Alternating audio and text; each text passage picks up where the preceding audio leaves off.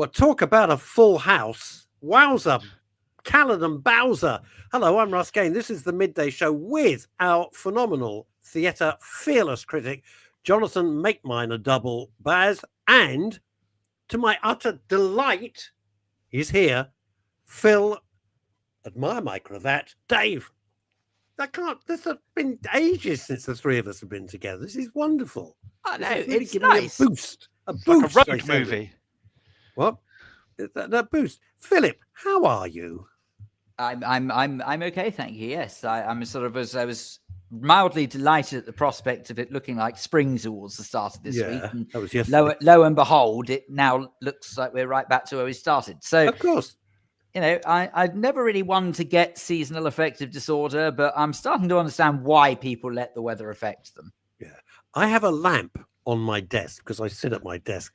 Is it weather sensitive? A sad lamp for a sad. What happens? Do you rub it? I do, and what suddenly about the lamp? I'm in the Middle East. Hey, And I've got Agrabah rid of my market. car for a magic carpet. No, I find it helps a bit. It doesn't put me in like the world's greatest mood, but I have a warm glow. It's quite sweet, and it's nice. Whiskey does that to me. I had a wonderful one last night. Wonderful whiskey last night. My daughter got me was it Christmas, birthday? I don't know. She got me a terrific Japanese whiskey. And I like Japanese whiskey. They're really good. I can't remember the name of it. It ends in a vowel. I'm an Isla boy myself. No, can't. It's too peaty. Nice peaty. and smoky. Absolutely. Oh, I can't. See, you two. Pure Scotch. You guys, you love the smokies. As Phil always says, what I want it to do is to rip off the back of my throat because it's so smoky. Reasonable. Yeah. I can't even smell it. I actually can't even smell that smell. It makes me feel really bad. So I like it as least peaty as possible. Hello, Philip. Now, I've had the pleasure of visiting Isla on a handful of occasions, actually. Oh. Very, very pleasant it was too. I would love to do that whole. Have you ever done that, Phil? Have you done a I haven't. I feel like it is something that I'm letting myself down with. Don't you think we should do it? We could do it. Do you know what we could do? We could do a midday show live from the Isla. Yeah. Oh yes, now you're talking. This is bloody marvelous. What a great idea. We should try and do it in the summer if we possibly can. I don't want to look at this. This is the furthest we've ever had anybody. This is the great Julie Voice, formerly of Houston, Texas, now of Guildford, Surrey, and now she is in Auckland. She gets around as our Julie Voice. I said to her, haven't you got a Lidl nearer? She said no. Oh. The nearest branch of Lidl is Auckland, New Zealand. That's what she said to me. I wasn't convinced, but nonetheless, hi Julie. It's so sweet. She joins the most fantastic pictures on Facebook of her doing the most daredevil things ever. Oh, can we speak about pictures? Hang on just a cotton picking hang second. on a minute. Talk about the things you see when you're in Euston Station. Honest to God. Now what? Right. I feel like Father Christmas had a bad reaction to the washing detergent. Oh God. Oh dear. What's going on? I'm not entirely sure. But clearly enough for you to take a picture of him, though. I had to. Well, because I don't think anyone would have believed me. Look, I protected the guy's face. Was it a guy or was it a lady? It was a chap. So. When it comes to Daredevil, though, the halitosis confirmed that. Oh. When it comes to Daredevil, after I'd got off my train last week and left Indiana, headed to New York for a couple of days, I did the city climb. Which is a gorgeous skyscraper in Hudson Yards, where most people take the lift up to the 100th floor, the elevator up to the 100th floor observation deck, and take a look out at the city, which is not too different from looking at it from the Empire State Building or Top of the Rock or One World Trade Center. It's a big, tall building in New York. But at this particular establishment, you can then don a safety harness and walk up the outside of the final 20-30 stories of this skyscraper until you're on the top, and you lean off the edge and they take a picture of you, etc., etc. So I did that. It was good fun. Highly recommended. Called the City Climb. I'm not on commission. At the edge. That's it for. Where is that? Kidding? New York, Hudson Yards in Manhattan. Middle of the East Side. Dear God, that on is. 34th I like the Street. sound of that because I have no problem. I have reverse vertigo. I can't look up. I know this sounds really silly, but in a vast open space, and this is a thing, by the way, but if I'm in a vast open space, if I look up, I feel very dizzy. If I look down, doesn't affect me at all. Couldn't care less. So that's interesting because I leaned back from the skyscraper, leaned off the edge, leaned back, all securely retained. They took a picture of me. They then invited me to lean forwards over the edge of the skyscraper, literally feet on the edge, your body leaning forward. I could not do that. Phil, you're saying you could do that and look down? Fair enough. I'd give it a damn good try. Love you. I'd just be very wary of who's behind me. That's all. Yeah, no, it's all to be fair. Phil, what happens if I pull this rope? No, the safety processes are brilliant. All you need is the cojones to do whatever it is that they ask of you. I can do it. I start to this is true, and considering what I did for 20 years, it is bizarre. And then let's get on to your theatre reviews, which is why you're here. But if I stand on a chair to change a light bulb, my legs start to shake. I am not kidding you. Yeah, you could say you become lightheaded. That sounds like the opening bars of a song. Oh, how beautiful! That's what's on my desk. That tells you the state of my life. In fact, Phil, I think we should keep that picture of Ebony up there in place of Russ going forward. It would be an improvement. Yes, it would be an improvement. Indeed. Jonathan has, we believe, 3 theatrical extravaganzas. Indeed. To review. Phil, 3 extravaganzas for 3 presenters. Let's do this. Easy. It's like Loose Women gone wrong. Oh, what? Oh, do you know how much they get per gig, per show? Who, the Loose Women? No, funnily enough, I don't. I've never been invited. Oh my God, what, each? Yeah. What on earth for? $3,000 a show for talking bollocks. It's fantastic. Job. What a job. I want that gig. What a gig. Come on. I'd be prepared to take a pay cut and do it for that money. Yeah. I mean, I see what he did there. Yeah. Yes. All right. Here we go. Right, Jonathan. I know that Showtime. Chomping at the bit. Alexis Parr, top media expert, says we're in the wrong job. Bloody right, Alexis. We are in the wrong job. $3,000 a pop for sitting there talking at your ass. Anyway, right. Okay. Right, so, ladies and gentlemen, Jonathan. No, I can do a clean edit. So I can do a clean edit for you, ladies and gentlemen. Our fearless theatre critic, Jonathan Baz. Russ, Phil, thank you very, very much. 3 shows to share with you today, and we'll talk about them in ascending order of quality, in my humble opinion. And the first and the third are all to do with roses. The first is a show called White Rose, currently on at the Marylebone Theatre.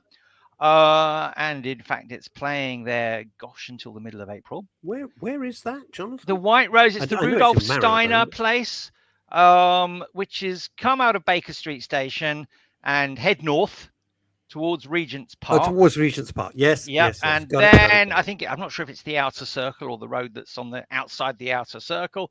You sort of walk 5 minutes from Baker Street Station up towards the park and make a diagonal left, and then very, very quickly the theatre at the Rudolph Steiner Centre is on your left.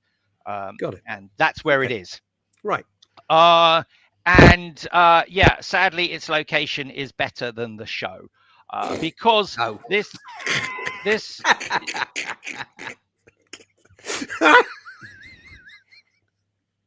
is a musical with its heart in the right place, but sadly not much else. White Rose, based on historical truth. The White Rose was a group of fearless young German students, I think predominantly non-Jewish, who took a stand in the 1940s against the Nazi regime, which of course was a noble and principled thing to do. Ultimately, sadly, spoiler alert, they were all doomed as a result of their actions, because Hitler survived slightly longer than they did. And as I say, the story has its heart in the right place. There's a good musical in here waiting to get out, but this isn't it. The music is by a woman by Music is composed by a woman called Natalie Bryce. The lyrics and the book are by, I believe, an American gentleman, Brian Belding. And bless him, he's gone and taken the story of these people and translated it basically into, told the story, but with a rhyming dictionary close at Oh, hand. God, no. It's the best way to describe the lyrics. The lyrics are dear. frankly trite. They're very expositional, if you understand what I mean. They tell the story without really making you think about the story, or they avoid, if you look at that period of history, various shows have tackled that ghastly period of history with different degrees of wit, irony, and pathos. As I was writing my written review, I could think of Cabaret, The Sound of Music, and The Producers. All three musicals, very, very different, all dealing with different aspects of the Nazi regime, all brilliant in terms, as I say, of wit, of pathos, of irony, in differing proportions, all in all making a very, very clever show. This show, my spies tell me, has cost us a small, for an off-West End show. It's come in at a chunky 6-figure budget. It's got a large cast. And to be fair, the cast are excellent. They're all young performers with quite a degree of West End credential already on their respective CVs. So they know their way around a show. And if you like new writing and going to cheer on new musical theatre and young performers, then by all means go. Tickets at the Marylebone are not the most expensive prices in the world. Don't ask me what they are, because I don't know what they are. But really, as a show, it left me, I went there with high hopes, and I was profoundly underwhelmed. The show is directed by a chappie called Will Nunziata, who's also responsible for helming a recent disaster at Theatre Royal Drury Lane, which was Figaro. It was a 2-night concert show of a new romantic musical that was, again, pretty trite and shallow. So White Rose, like I say, it's one for the fans of the genre. Go and see it if you want to tick it off the list of shows that you've seen. But sadly, did you know, Jonathan, by the way? Hello? Russ, I seem to have lost you. No, it's okay. Russ? Sorry, I think we've got sort of slight internet issues. Yep. Slight internet issues. Are you back? I can hear you. Jolly good. Yeah, Jolly good. I'm back. Yeah. So you were about to say something. Did you know that? Yeah, I did. Well, that was White Rose, and oh no, I'm losing you again. Phil Nope. and I are actually writing a musical called Morrison. I'll let that's not good. Jonathan, can you hear me now? Russ, I can hear you now, yes. but I heard you carry on what you carry just said. Fine, I'll carry on, and I'll move swiftly on to the second show of my of my trio this week. So I'll say hello to my second show, which is called Farewell, Mr. Halfman. And it shares a similar time zone of its location, which is Europe in the 1940s, in this instance, Paris.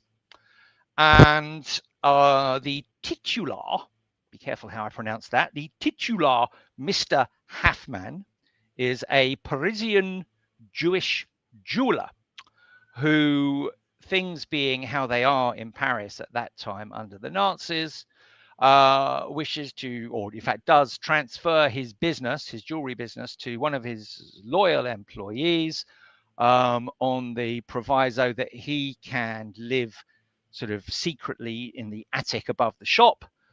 They can run the business, they can provide him with his food and necessities, etc.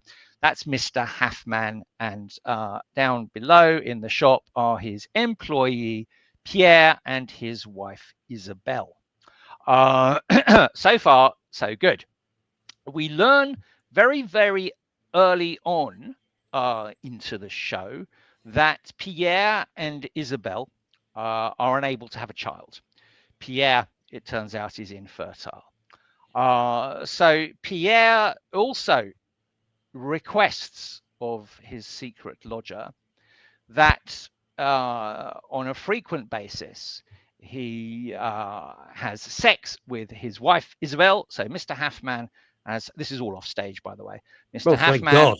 yes, has Ooh. sex with Isabel, Right. and Hell of a the hope is that she will fall pregnant and bear a child that Pierre and Isabel will raise as their own. That is the writer of this. Apparently, this is a play in France that has scooped every award going, the equivalent of the Oliviers and this, that, and the other. It's been playing for a good few years. Written by a French chappie called Jean-Philippe Daguerre, translated by a very accomplished translator, Jeremy Sams, who knows his way around a dialogue and how to get its nuances over. And it's directed by a chappie called Oscar Thoman. Now, that three-hander of Mr. Halfman and the two people who are keeping him secretly hid away, and whilst he's also obviously trying to impregnate the wife, that's a complicated theatrical device, to say the least. And for that device to work, because it really is a tall order to stretch our disbelief that far, you need actors at the very, very top of their game. And sadly, the cast here, and I'm just looking at my notes, Michael Fox plays Pierre, Jennifer Kirby plays his wife Isabel, and Alex Waldman plays the titular Mr. Halfman. Bless them, the three put in a decent shift, but they were not good enough to keep me engaged for the first hour of this 90-minute one-act piece. Let me just ask, because I'm always fascinated with this, Jonathan, and you see so much material up there. It wasn't the quality of the writing, it was the interpretation of that writing and the ability to perform it. Is that what you're saying? Well, look, to be honest, which is a bit harsh, but that's the writing was good. And as I say, you know, we go to the films, we go to the theatre sometimes to be entertained, sometimes for education, sometimes to be taken to a land of make believe, whatever. The writing was not stellar, but it was decent. But as I say, these three, I'm sorry, I just wasn't convinced, because as the story, you know, it's a tall order. What you're being asked to believe in here. The wife goes through initial moments of disbelief and disgust at her husband for even proposing such a bizarre venture. But you know, nonetheless, it goes ahead, and spoiler alert, you know, success is achieved. She does fall pregnant. But it was hard work. I described it as soggy. It was really, really hard work for the first 60 of the 90 minutes. And then the show comes alive. And I was reminded how Steven Spielberg keeps the shark in Jaws hidden for the first 80 or so minutes of that movie, because invited to dinner at Pierre's flat for Pierre and his wife, and somehow incongruously, Mr. Halfman invites himself to this dinner as well, which really wasn't easily explained. Sounds like my idea of hell, to be honest. It's just not my yeah, you're not a million miles away. Okay, good. Is the Nazi ambassador to Paris, whose name was Otto Abetz, and he in fact was a real character. So Otto Abetz and his wife Suzanne were real historic people. The other three were a fictitious creation. And Otto Abetz is played by Nigel Harmon, a name that you may remember from EastEnders. Oh yeah, that's right. EastEnders, yeah. He is brilliant. He is the Nazi ambassador. He is, if you remember Quentin Tarantino's Inglourious Bastards. Of course. And Christoph Waltz. Yep. Who played that SS captain Jew hunter. He was a Jew hunter. His job also was a Jew hunter. Nice. Christoph Waltz was brilliant. Absolutely brilliant. That opening scene was terrifying. Absolutely. Terrifying. And I have to say, Nigel Harmon captures that evil. He captures that menace. And for the 30 or so minutes that we have the pleasure of him on stage, the play comes alive. His wife, Suzanne, played by Jemima Rooper, is an absolute over-the-top, drunken sot of a woman. Jemima, I have to say, she gives it her all. There are laughs in there at times inappropriately. I think it's a play that, in my opinion, doesn't really know what it is, whether it's a serious commentary or a comedy. Notwithstanding that, as I say, Nigel Harmon is brilliant as an evil Nazi without overplaying it. There's nothing pantomime in his evilness whatsoever. It's just brilliant. You know, he bestrides that stage, the phrase I use from time to time, like a colossus. You know who he is. You know what he's all about. You've got a pretty good idea that he knows the identity of everyone sat around that table. And believe me, by the time we get to the end of the play, it's clear that he does. And what was the name of this play? Because I think the play is called Farewell, Mr. Halfman. Oh, it is. I still, I see. I thought that was a three-hander. I misunderstood. I didn't realize that this was a still. Farewell, Mr. Halfman. So, as I say, brilliant in parts, but you have got to sit through, in my opinion, an hour of stodge to get there. So that's Farewell, Mr. Halfman. Some people have raved about it. I'm raving about the last third of it. That's all. So it's like the curate's egg. Indeed. Now, coming on to an absolute treat of a show. Oh, thank God. I travelled up to Edinburgh on Wednesday to see. I missed the press night for various domestic reasons last week. It opened last week in Edinburgh. The show is called Wild Rose. And I don't know if you recall the movie, Russ, from 5 or 6 years ago. You may not. An independent movie, starred Jessie Buckley, about a Glaswegian girl who comes from the tough end of town, just out of prison. She's got 2 young kids that have been looked after by her mum. In the movie, the mum was played by Julie Walters. And in amongst this tough, grim, gritty background, we learn that she has an absolute gift for country music. And this story, written by the brilliant Nicole Taylor, it's new writing. It was new writing as a movie, and it's new writing as a musical. She has adapted her movie brilliantly for the stage. Nicole Taylor has impeccable credentials as a writer. She wrote the movie about the grooming gangs a good few years ago, 3 Girls.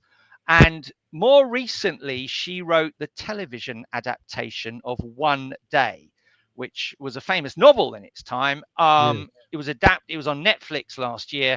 She wrote the script for it. Okay. She knows how to write a very good script. I said in my review, writers of new musical theatre should go and see this show, if only to see how a classy libretto can be written. As I say, the movie starred Jessie Buckley. In this instance, on stage, playing Rosalind, from which the title comes, Wild Rose, is a Scottish actress called Dawn Seavright. She is outstanding. She has a voice that can take the roof off the Royal Lyceum Theatre, where the show currently is. To some extent, it's a jukebox musical, because all of the songs Nicole Taylor has not written any of the songs. She herself has, as she and I have spoken on a couple of occasions, she's told me of her love for country music that she's had for all her life. She herself is Glaswegian, and the show is steeped in Scottish culture, Scottish language. My gosh, as and when this show ever leaves Edinburgh and hopefully heads south to the West End, maybe on tour, whatever, they're going to have to tinker with the dialogue, because right now it is broad Scots. She's absolutely let it run wild. The audience reminded me, Russ, of when we were at the Dolly Parton show a month or so ago. I was in a packed theatre of people absolutely loving this show. Oh, how excellent. Laughing, crying. She tells a brilliant story about this young woman, 2 kids, And Nicole gets with the most minimal of languages how these kids can inflict justified cruelty on their mum for how she's at times deserted them, either to be in prison or to be pursuing her love for country music rather than grafting down and earning a living. I won't go into too much of the plot. You know, the story is there either for you to download the movie or to go and see the show if you're in Scotland or fancy a trip up to Scotland. Believe me, it's worth it. John Tiffany directs, and John Tiffany has amongst his credits the Harry Potter stage play. So he knows his way. He knows his way around a stage. The songs, there's a little hint of Dolly that pops up at time to time through the evening, but you know, some of the spectacular moments that the show opens with a song called Country Girl, which has everyone grinning and tapping their feet. There's a far more soulful family-related piece in this house, which frankly had me reaching for the tissues because it just destroyed me. And you know, and you don't even have a pickup truck. I haven't even got a heart. You haven't got a dog. Yeah, and in fact, you know something? There's a country show. There's a country song waiting to be written, and I hope I get this gag right. The country song waiting to be written about the guy whose auto self-drive truck leaves him. Yeah. Now, I probably completely mangled that gag. No. We get the. You know, it's waiting to be written. It is waiting My to be written. Tesla drove itself off today. Yeah. That. So, you know, all built around that famous phrase, 3 chords and the truth, the essence of country music. Wow, yeah. The show is lovely. That's all I can say about it. So you stayed up, you went all the way to Edinburgh, presumably stayed over. I mean, you weren't driving. That's right. Indeed. I took the train up there, stayed in a hotel, and then I took the train back down again the very next day. It's not bad. It's the train journey is like when I did the Edinburgh Fringe, it's like 4 hours or so. 4.5 hours, yes. 4.5 hours. It's pretty comfy, and that's it. But if you drive, good luck. Well, correct. And if you drive, also you're exhausted. Oh, it's horrible. If you drive to Edinburgh, it's a day of your life gone on the road. You're in no fit state to enjoy a show that evening. No, it's hopeless. It's 2 days of your working life away from, because I do have a life away from this microphone. Don't be ridiculous. I'm afraid so. I don't want to break it to you. It's hard to break it to you. But who knew? You know, it's great. Train up there, see the show. Edinburgh is a magnificent city. And I have to tell you, Edinburgh on a sunny morning like yesterday was stunning. I was on the 8:30 train back down, so it was a 15-minute or so walk down the hills down to the station, and I was staying at a place just beneath, the castle's up on its ramparts, high on that rock. I was staying at the bottom of that rock, and rock bottom. Here we are. If you've never been, I'm part of the Scottish Tourist Board, but if you've never been to Edinburgh, it's it's just lovely. People are lovely. The city, because it's very small, Scottish people will be furious, but compared to London, which is just ludicrous, it's a very small, contained city, and you can enjoy all of it. And I'd say it's worth seeing outside of Edinburgh Fringe Festival. Oh, yeah, no, because just to put it into context, Edinburgh has a population of 500,000 people. During the Fringe, that population goes up to 1.5 million people. You can't move. Absolutely, so you can't move. Go during the Fringe unless you're It reminds me, when I've been there during the Fringe, it reminds me of almost when you're in Disneyland in the United States or Disney World, you're actually in a different country. Because culturally, it's a bubble compared to the reality of the United States. Yeah. Edinburgh in the Fringe is a very, very different place. It's London. It's London. Yeah. London with a Scottish accent. But, and with a more fair charming. smattering of shows that are mediocre and shows that are good. Yeah. But as I say, Wild Rose, we're out of the Fringe at the moment. Wild Rose, it's on at the Royal Lyceum. It is playing until April the 19th. I hope it's got some good producers behind it who know their way around a West End show. So I hope it will be backed to find its way down south. Could come down. That'd be good. New writing does not get better than this. What can you say? What a way to end. What a way to end. What I love about your reviews, and I'm being serious, I think I've mentioned it, when met actually in person, is that you're not afraid to speak your mind. You know, I sometimes fear everybody goes, oh, yes, because I've got to follow the crowd and say, this is marvelous. I didn't really think it was marvelous, but everyone was, oh, yeah, I better say that. And you never do. And I think that's great, you know. And when praise is due, you are the first in the front of the, you know, your front of line to do it. Which is It's fantastic. great writing. It's a lovely show. And thank you for those words. No, well, I mean it. I mean it. A lot of people say, a load of people say to me, I'm thinking of going to say so and so. What did Jonathan? What did your Jonathan? I think it's not my Jonathan. What did Jonathan think about it? And I have to kind of try and remember what the hell you said. Right. Thank you so much. Welcome back from your fabulous train trip across the United States from San Francisco to Chicago. Welcome back from Edinburgh. We will see you in 2 weeks' time. Already missing you Indeed. now. All right. Bye-bye. Bye-bye. Thanks. Bye. Oh, I think I'll make myself a bit bigger now. How does that work? I have no idea how to make myself bigger. God knows. Does that work? That kind of works-ish. Sort of. I've got like cinema now. Oh, that's all right. That's okay. Right. You know her. No, you're not ready. You're not ready. You're absolutely not ready. You don't want to come on. You're teasing me. Oh, well, what the hell? It's Chantal Rickards. You know, sort yourself out, really. There we go. Yes, she is. All right. If that's the sort of intro you want, it's fine by me. That's what you want. I'm fine. What's the matter? Good to go. What's the matter? Something's wrong. Something's up.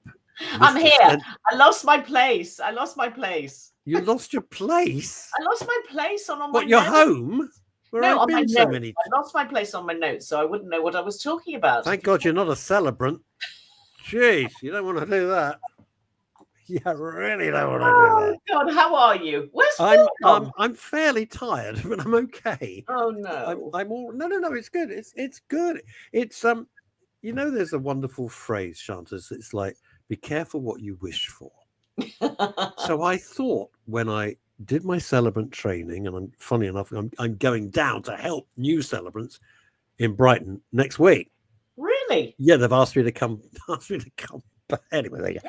Wow. And it's like, I thought, well, you know, if I do like a funeral a month or a wedding, you know, every now and then, that'll be fine. Yeah. And I can get on with my broadcasting, and more importantly, get on with the third novel, which is driving me around the bend. No, I wasn't expecting it to take over my entire life. So last week I had 3 funerals. Next week I got 3 funerals. I got meetings all over the weekend for a big wedding, and it wasn't what I planned. It wasn't what I planned, but I'm very, very grateful. Oh, and your mate, Michelle Vaughan, hello as usual from Oz. Excellent. She's just on her way to bed. This is the greatest. Look at this message. I ordered some fencing material yesterday. It arrived today. Got to go while the weather is in my favour. Possibly just Chantal. Oh, no, Mr. Wales not coming on. Take care all. That's Philip. I love it. It's so wonderfully domestic. It's great. It's lovely. We just get that little glimpse into people's lives. And so we've got Michelle Vaughan from Melbourne. Is it Melbourne? No, Sydney. Sydney. I knew it was one of the two. So Michelle Vaughan from Sydney and Julie Voice watching from Auckland. Very good. I like that. Yes. Well, anywho, International Week, so it's sort of rather nice. I mean, I had one Zoom in the middle of the night, actually, the other day, and I got the short straw because I was talking to somebody in Shanghai and somebody in Los Angeles and me, and guess who had to stay up till midnight? Well, that'll be you. It was me. It was me. Well, midnight's all right. I'd have my midnight. Midnight's okay. No, but by 1 o'clock, I was feeling really, really. Was this you on the Zoom? Yeah. So, Chantal, what do you think? I was so desperately worried about falling asleep. So I sat bolt upright in bed, and I wasn't on camera, you'll be pleased to hear. I had all my notes. Oh, dear me. Anyway. But I was talking about television programs, which is what I love doing. So I was quite happy, really just tired. Don't tell me it was a rival show. No. Okay. Definitely wasn't. It was tell you what I'm loving. Then I must unleash you. Is for reasons known to nobody. Nobody's ever unleashed me. The great, a Great British Menu, which is kind of you can stream it a little bit with Andy. Is it Andy Oliver? I don't know. Lady with the shaved head and everything. Okay. And yeah, I really got into that. The cooking is just wow. Okay. Just wow. As you know, I ran the Food Network for a year, and I was on the first series of MasterChef. And actually, I've had a lifetime of cookery programs, and I don't watch them at all any longer, which is sort of rather, I sort of miss them, but not enough to want to go and watch them. I feel as though, I've got enough recipes inside my head to see me out until you come along as a celebrant to see me off the planet. Oh, stop! Don't! I don't want to do that. I had. Listen to me. This is so embarrassing, but I can share this with you. I'm walking Ebony. I'm walking. Just warning you. What's that? That's what? Say that again. What? I said there may be people listening. I'm just warning you. Oh yeah, I know. There might be all over the world. Anyway, so I'm walking Ebony. My phone goes, and to my amazement, it's my old advertising boss, who was fantastic to me. We got on great, became good friends. But he was a huge figure in. I'm not going to say who it is, and he was absolutely great. And the phone goes. He goes, "Hi." I said, "How lovely to hear from." I mean, random. I haven't. Yeah. The last time we had lunch was pre-COVID, so it's been years. Wow. Okay. Right? Long time. We don't socialize, but yeah, I comment on Facebook occasionally and stuff like that. I know his family, and I said, "How are you?" He says, "Well, I've had better days." So I said, "Oh, you're probably thinking about," and a mutual friend, a guy that we worked at this big ad agency in Knightsbridge, had died this week. Oh, okay. I think he was like 73, 74. He went out on his own terms. He lived life large, put it that way. Like he was one of the original madmen. So I said, "Oh, are you phoning up about, you must be a bit up." He said, No, not phoning up about so-and-so at all. Yeah. I'm thinking, I don't know where this is going. I said, "Don't tell me." Wait for this. This is how stupid I am. "Don't tell me you're phoning up with a huge, brand new international brief after all these years you want me to write." And he went, "No, not quite. My mother died this morning." No. Oh, God. Oh. I wanted the pavement to open up. Oh, obviously, I didn't want Ebony to come down with me, but I said, "Oh, man." I felt the biggest idiot in the world. Anyway, I apologized a million. He understood. Why would I know? I just thought it was a social call. And to my stunned amazement, this incredibly powerful guy who not only ran the UK side of this massive thing, then went over to America and ran the whole of America. Wow. Gigantic. And has asked me to be the celebrant for his mum who passed away. Oh, that's amazing. And I'm stunned, and I'm stunned, but I felt so stupid. Oh, I was so embarrassed. So embarrassed. Well, she must have lived to a good age, frankly. Yeah, she was in her 90s, but nonetheless, as you will know, people get very, very upset. I know. It's bad when people are much younger than me. That's rough. But there we are. I did two funerals recently. Both the ladies, totally separate families, didn't know each other, were 99, just shy of 100. Out of interest, is it easier to write for a deceased person who is female or male? Oh, it's irrelevant. Makes no difference. Makes no difference at all. Like Jonathan was saying in his reviews, it's only as good as the material that you're given, which sounds very odd. But when I have a family meeting, if I'm like drawing teeth against, scrabbling around for something, that's hard. I mean, it's all doable because that's, and my living since I was a kid as a writer, that's okay. But when you've got an abundance of wonderful anecdotes and stories, and you get a proper flavor of that person's personality, it makes it more fulsome and you can embellish it. It's a nice thing to do. Surely, Russ, there must be a book in everything that you're learning about everything that you're learning from being a celebrant, whether it's about family traits or family relationships or remembrance, what people hold dear, because seeing all of those people in that space that I will probably go to 20 funerals, let's say, but you're going to that potentially every 6 months. Yeah. So I bet you're learning stuff or absorbing stuff that maybe you hadn't realized before that was, I'm not sure. You may say. It's very interesting because the first thing is that people are having to learn at the most inopportune time. They've just lost somebody they love, and suddenly, boom, there's tons of paperwork and there's a funeral service to organize. Why would you know how to do it? You wouldn't, any more than when my wife died. I didn't know what to do, and I got a celebrant all those 20 years ago. Wow. So that's the first thing. The other thing is that on the day, people are zoned out. They are not there. They're there physically, but they're not. They're not there at all. The emotions, whatever it might be, you can see it in their eyes. They're just not there. And I've had people come up and say, "Oh, hello, how nice to see you!" Like it's a surprise. It's like, sure. It's weird. I mean, that's how confusing. Yeah. And then I think we're just dealing with something. I mean, I'm going to tiptoe around this with people who are obviously very angry. Very angry. Okay, that's interesting. And they're criticizing, oddly enough, they're not criticizing me, but I'm involved. Let's just put it that way. Yeah. I can't say more.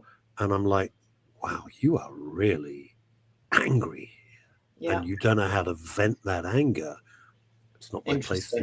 And it's being directed in an area that it should not be. Yeah. Interesting. I can't say more because it might go legal. Sure. It might go legal, but it is fascinating. Yeah. But the most thing that I always come away with is, there was one week, and this is so telling for me. The guy had been a dustman for 40 years. Another guy had been a fireman for 30 years. And the third funeral that week, he was one of the leading biophysicists in the world who served on the Nobel Committee. Good Lord. Right? You all end up in exactly the same place. Yeah. That's it. And it's how you've lived your life. It's not who you were in your career. It's how you lived your life, how you interacted with other people. Indeed. How are they remembering you? Yeah. How you live on through others. How you live on through others. And, were you a decent person? Were you kind? Were you neighborly? Were you loving? God, I'm going to have to pull my socks up. Well, don't forget, I do write fiction, so you'll be okay. Chantal Rickards. Very good. Everybody will love you. Everybody will. I don't want to think about that. I am dreading. There's three things I'm dreading about emotions. And you deal with emotions because you deal with the world of television and films. I'm dreading a suicide. You do have the right to say, I'd rather not do this. Okay. A child, obviously, dreading that because there's no upside. Someone who's decided to end their life on their own terms. And worst of all for me, anyone I've ever met, someone I know. Much easier if it's because I'm completely objective. I don't know these people. Yeah. So it's I don't know them. I have no emotional. Does that make sense? No emotional involvement. But if it was someone I knew, I'd dread it. I'd do it. Wow. But that would, it's tricky. Well, you're learning a lot. I think it's great it's extraordinary. I did not expect at this point in my life where I thought things were reasonably settled to suddenly have a brand new career that has just taken. I didn't expect it at all. Well, it sounds like the right job at the right time, frankly. Well, bless you. Right, let's go to Australia. Have you seen Ludwig? Loved it. Loved it. Yes, loved it. Ludwig was great. We loved it. There were only 6 episodes in the first series, but I'm almost sure it's coming back for a second series. I don't know if that's been announced, but it has been. It was announced. It just. Yeah. So it's good. Yeah, lovely David Mitchell drama, cozy crime, lovely cozy crime. So the part he was born to play, I think he's sensationally good. Yeah, really good. No, I like that. I'm selecting some TV programs to go forward to a television festival overseas, and that was one of the programs I put down for my. So, please walk us through that. I don't know how these things work. I mean, Well- don't go into details about your business, but do you say I like this? How does it? No, I'm working for a country overseas where they've had a television festival, a regional television festival for 30 years. And then about 2 years ago, they created an international festival, a different set of awards. And they want to, judging by the first one that happened in 23, they want to look at drama from all over the world. Not only drama, but I was part of the TV drama committee. And this time they've asked me, instead of judging, they've asked me to be a selector. Oh, wow. Different role. So I'm looking for programs that have been broadcast over the last 2 years all around the globe, but mainly in the English-speaking territories and Europe, to put forward into this television festival. And actually, it's a really nice thing to do. I won't be there to judge in the end, but sort of the basket of dramas I send along will be very much, my choices, along with the people who are running the festival themselves. And how do you even? Wow, that's well. Funny enough, how do you even start? I tell you where I started. The easiest place to start is I am so into AI at the moment, and if you're not into AI, you absolutely should be. And if anybody wants a tip, I think the best AI app is something called Perplexity, which is so simple to use and it is so brilliant, and is saving me hours of work. So I'm writing it down. Yeah, no, Perplexity is great. There's a free bit. I haven't bothered going for the expensive bit. I don't know what the expensive bit would do, but who knows? The free bit is brilliant. What does this thing do? So what I have asked it is to give me all the television dramas that have won Emmys and Oscars, Emmys and BAFTAs for the last 2 years. I've then asked it to write 100-word précis of each program. Shut up! No, like that. Cultural impact and whether it has won awards. And then I have asked for ratings, and it has given me that information within seconds. I mean, less than a minute. So all the information was just, it was astonishing. In the old days, that would have taken me hours. Hours, yeah. Now, then I have to go through and I have to make a selection, because I don't want to spend just crime drama or just historical drama or just cozy crime or whatever it may be. So I've got to get a balance of the right sort of programs, because there are lots of different categories. So it may be that the show wasn't brilliant, but the acting was fantastic. So think about what would go forward for an acting award or a lighting award or whatever. Oh, right. Okay. But you got like The Bay. I was having an interesting chat with little on X, I still call it Twitter, with Chris Lang, who created The Bay. No, the other one, Unforgotten. Unforgotten. Yeah, Unforgotten. And it was what an interesting guy. These guys are so, I'm in awe of their genuine. I mean it. I'm in awe of their talent, but they're so modest and just normal. And I think, look what you've done. Look what you've created here. I'd be so proud if I'd done something like that. It's marvelous. Marvelous. Just great stuff. It's interesting what he was talking about, which is something that would be hot for you, is that why do they spend like 100 million on some piece of trash that you're going to forget, where for that you could have so many episodes of like Unforgotten, The Bay, Ludwig, all of these shows which are so much better than these awful multi-million pound flops. Yeah. Well, some bad decision making. If people are spending lots of millions and shows aren't working, then shame on them, because it's only about selling. But you and I both know it's only about selling toilet paper, and that is it. That's the truth of it. We know that. Yeah, we know that. Tell me something. Have you seen? Are you going to see the new Snow White? I'd love to know your opinion. Oh well, really. I would have gone to see it. And I feel as though I will see it, because I need to see it to know what everybody is talking about. But the critics have savage Snow White. Slammed it, haven't they? Slammed it. It's a really tricky one. I remember, this is a silly story, when I was in the Brownies, aged 7. Okay, That's the most random thing I'm going to hear this week. Snow White and I have history. I was Prince Charming in the Brownies version of Snow White that we did when I was 7 years old. Okay. And I was Prince Charming. And she had to sing, one day my prince will come, one day I'll find my love. And that has been in my head since I was 7 years old. Wow. And then when I read through it, I found out that a lot of the original songs are not in it. I thought, what are you doing? Well, it's a car crash. It sounds like a car crash. The interesting thing, there's a wonderful critic called the Critical Drinker. He's a very sarcastic Scottish guy. I actually don't know his real name. I follow his channel avidly because we, by pure chance, seem to have pretty much the same. And he just tells it like it is. He's brutal. And he said, basically, it's fallen at the first fence because you've got to believe that Gal Gadot, who is stunningly gorgeous, is jealous of whatever what's her name? Can't remember. Zegler, I can't, whatever she, right? Who is not a looker, and you got to think, well, that's the first fence. How could she be jealous of her? I know. And there was the best comment he made when they came out.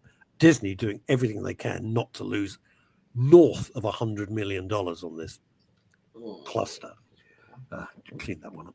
When they came out at the Oscars, the Critical Drinker said, Renee Zellweger, anyway, whatever. Zellweger, yeah. No, not Renee Zellweger. It's the girl playing Snow White. And I can't remember her name. She's not an actress I know well. Anyway, they came out and he said it had all the look of a mum taking her truculent teenagers shopping when she didn't want to go. Oh dear. They're standing at the podium, and you think you could feel the hostility between the two of them. It was palpable. No, well, I think I will go. I mean, if only to hear the music, because actually the people who wrote the music for it also wrote the music for The Greatest Showman.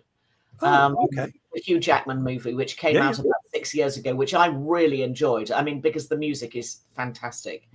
And I'd realized that when I'd seen the trailers of it, that the music sounded very similar. And then I read up on it, and it is, in fact, the same composers. So I will probably go and see it, and I'll report back. I'll let you know. I'll be very, very curious. Okay. I'll be very curious. And it's interesting because you are the queen of sort of marketing and branding and everything else. That was your training for many years, and you were an expert at it. It should be seen as how not to do PR. It is everything you should never do about PR, which obviously I've had fairly lengthy romances with PR over the years. It's incredible. Wow. It's a proper case study. I mean, genuinely, seriously, it's a case study. Right. How not to sell something. We will go through it. So I will try and see it between now and next Friday, and we will. Well, don't do it as an exercise, really. I wouldn't ask anybody to go. No, because I'll have to see it anyway. I can't sort of not see it. Take your boys; they'd love to go with you. Yeah, I don't think so. I don't think no. And isn't there like one of their girlfriends lurking that you could lumber along? Come on, dear. Let's have a bonding session over Snow White. No, terrible idea. Don't do that either. No, don't. Go with Michelle Vaughan. Tell her to pop over from Sydney. Oh, God. Listen, I want to give you a couple of ideas of things to watch over the weekend, if you haven't seen them. I haven't. Right. One is culturally very impactful, which is on Netflix, but I'm just going to start with something that's slightly more lighthearted, because if you get Apple, and I know occasionally you dip in and out of some of the streamers. Yes. Apple have got a new series called Dope Thief. And this was the one that I mentioned very briefly a couple of weeks ago, because I went to the BAFTA screening of it, where Ridley Scott came to talk about it because he had directed the first episode. And it's called Dope Thief. And it's a bit like, how would I describe it? It's a bit Pulp Fiction-y. Right. It's a bit Breaking Bad. Okay. It's a bit Fast and Furious, and it's a bit crime caper. You know, if you want to put it this way, it's a little bit crime caper. Let me But- ask. Let me just ask this because it's important. Is there a scene where there's a gladiator and something bursts out of his chest? No. Okay, I'm just Very asking. good.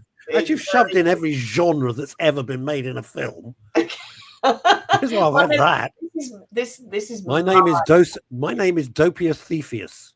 No, but it feels different in a way because it's very cleverly written.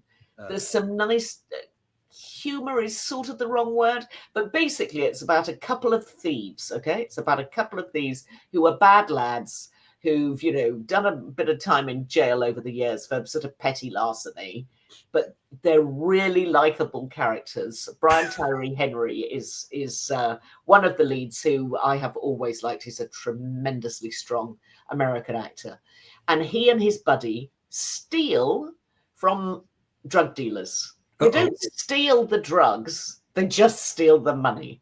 But mainly, they're not stealing the money because they want fast cars, or they're stealing the money for really boring, banal things like paying the rent, or you know, getting the tires changed on the car. I mean, it's sort of ridiculous in terms of why they've gone into this type of crime.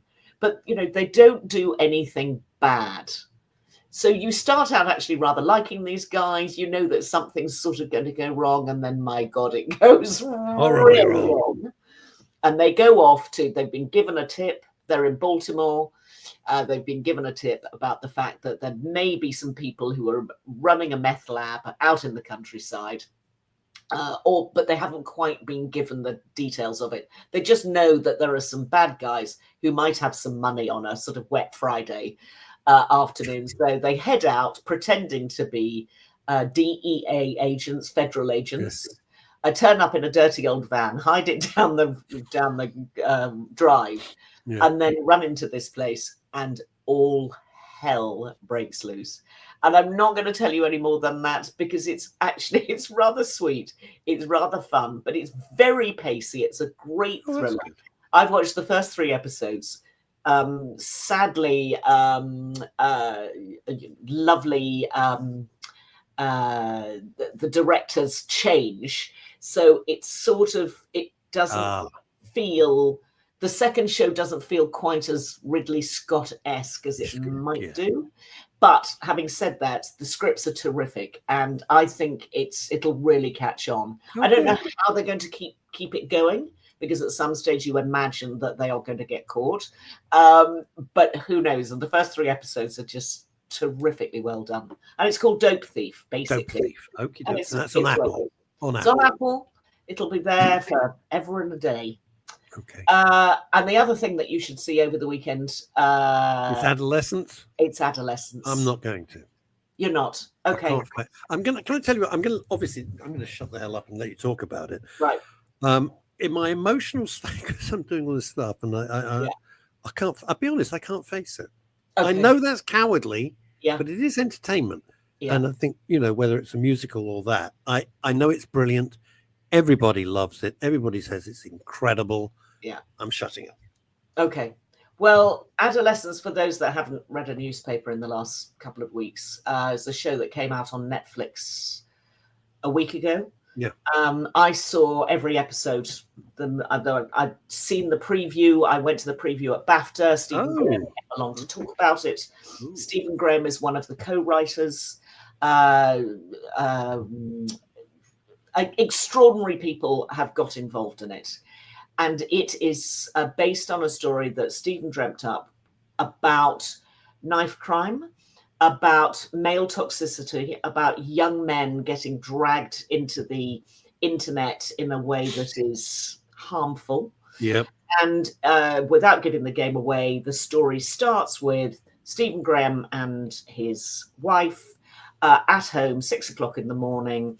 There's a raid from the police, and they run upstairs and grab the 13-year-old son, who is an extraordinarily young actor, playing the part, and he is taken into the local cop shop for murder of a young teenage woman, and their world completely and utterly falls apart. The 13-year-old says that he didn't do it. The story unfolds. The story gets deeper and darker. It's filmed, if you remember, Stephen Graham did Boiling Point. Boiling Point, yeah. And that was all filmed in one shot. So do you know how this came about? Well, you must have, being Mrs. BAFTA. Well, I mean, he was approached by somebody. Brad Pitt. He was approached by Brad Pitt. Brad Pitt saw Boiling Point. Yeah. They all loved it, Brad Pitt's company. And they said, can you do something else? We love that technique of these long, really long one takes. Yeah. So Brad Pitt from Plan B is Brad Pitt's company. And Brad Pitt is one of the executive producers. Yeah. Sadly, he wasn't there at the screening at BAFTA last week. But Stephen Henry was. Stephen Graham has to be, would you agree or not, probably in the top 2 actors we have in the United Kingdom. Yeah. Incredible. Absolutely. Incredible. Yeah. I think, yes, he's an astonishing actor because he's a chameleon. He can be so many things, but you can read his face so beautifully. Yeah, his timing is wonderful. He's only a little pint pot. He's like yay high. I could put him in my, in my handbag. Yeah. Next to the tire wrench and the angle grinder that you keep. But he had a brilliant relationship with this 13-year-old boy. They sat next to each other on the stage at BAFTA last week, and you could just tell the way that they were talking to each other. This young actor who's 13 or 14. Yeah, it's his first role ever, and everyone's going, "What the hell? This is unbelievable." Yeah. So anyway, the cultural impact has been phenomenal around the world. This is Netflix's biggest drama the first weekend out, biggest ever on Netflix. Really? Of any drama on Netflix. Wow. It's already raised questions in the House of Commons. There was a fantastic article in the Times yesterday where they got about 10 or 12 young people aged between 12 and 15 to say what impact it was having on those people. Yeah. Yeah. And these young people were blown away by it. It absolutely resonates with young people. And they didn't feel that they were being talked down to by grown-ups. Mm-hmm. And the ones, most particularly that I read, who sat and watched it with a parent, then had real conversations about what was actually going on in their schools, on the internet, who were hitting them up on WhatsApp or whatever it may be. And it is toxic masculinity, the whole thing of Andrew Tate. Oh, well. I mean, there's another huge issue which we can't get into now. Yeah. But you and I perhaps could discuss over a cup of coffee. Of course, a lot of people have taken issue that it's a white kid. Right. Okay. And they say that it's pushing an agenda. So it's the impact that this show has had. The ripples are enormous because it's, as you say, it's having a proper impact with people who really need help. Yeah. Because it's poisonous out there. And I would support, that, how strongly I feel about the poisonous, pernicious way that social media, if you're not in control, it will control you, and the toxicity of people like Andrew Tate, etc. Anyway, but there's another side issue, which is saying this is not fair. You're pushing an agenda here. We can't get into it now. It's like a 5-hour discussion, but it's really interesting the power that drama can have. That's the point I'm trying to make. And actually, if you hadn't raised it, the notion or the concept of whether I would have felt differently if it was a child who was a person of color or a young white lad. Yeah. Do you know, it's a bloody good question. Well, I don't know if I would have felt differently about it. To me, it's all about story, and it's all about really happening. I get that. You can reach 13-year-old kids and make them realize that a lot of this stuff that they are absorbing online is really bad for them. It's shock. It's so bad. Yeah. It's so bad. And we don't even touch the sides of how horrendous it is. I'm going to lighten the mood quickly, and then I'll let you go. I know. By pure chance, I found a thing, excuse me, called Resident Alien. My cup of tea. Okay. Absolutely. Spaceship comes along. He's on a mission. spaceship crashes, and the guy ends up somewhere in Colorado, Yeah. middle of freaking nowhere, kills this bloke and it becomes him, right? And the bad luck is the actual doctor of this cockamamie town, population 1,000, middle of nowhere, Colorado, right? The actual doctor of this town dies.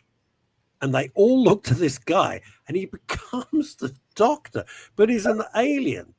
And his mission is to wipe out everybody on Earth. That's his mission. I like to destroy humanity. And only this one kid can see his true form. And of course, initially the kid's terrified. And the parents, he's got this awful snowflake mare, jumps at his own shadow and doesn't believe, when the aliens hide, there's an alien under my bed. That'd be ridiculous. Go and sleep with mummy, sort of thing. There is an alien under the bed. And then, and it's this kid just going, alien, and they have this ridiculous relationship because he's an alien, doesn't have any human traits, right? The kid winds him up like, you stupid alien, like all this business, and the alien takes the butt. It's both hilarious, and of course the scenery being Colorado is breathtaking. Amazing. And where is it? Is it on Netflix? I think it's on. I think it's Net. I'm pretty sure it's Netflix. Okay.